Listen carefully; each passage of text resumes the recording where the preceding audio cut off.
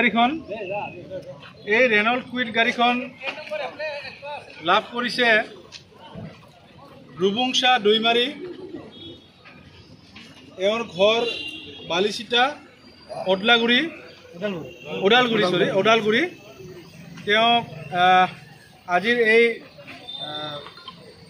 প্ৰাইজটো আমাৰ প্ৰদান কৰিব বঙাইগাঁৱৰ বিশিষ্ট সাংবাদিক শ্ৰী উপানন্দ শৰ্মা ডাঙৰীয়াই তেখেতক মই আগবাঢ়িবলৈ অনুৰোধ জনাইছোঁ।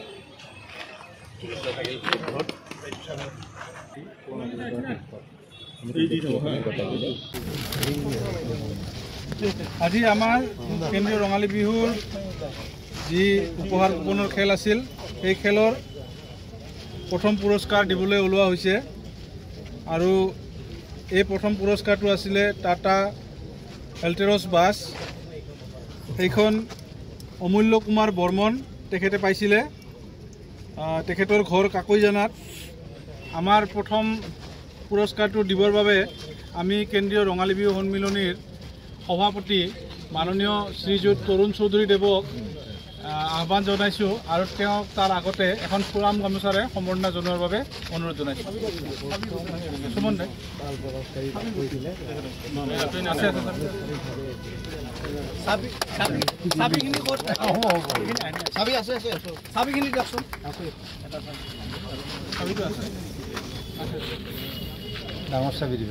এয়া বাছখনৰ সন্মুখত তেওঁৰ গৰাকী অমূল্য কুমাৰ বৰ্মন আৰু তেওঁৰ পৰিয়াল থিয় হৈ আছে। চবকে দিয়ে জানো আপুনি ল'বনে?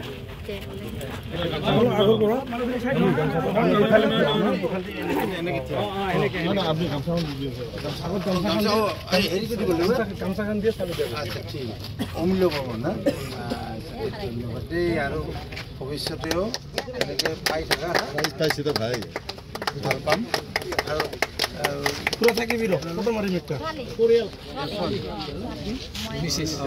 পৰিয়াল তিনিজনী ঘৰত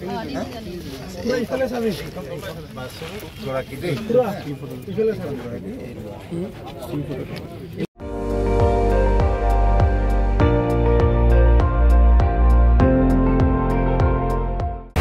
আপুনি চাই আছে ND24 সৰ্বশ্ৰেষ্ঠ নহয় সৰ্বোত্তমৰ দৌৰ।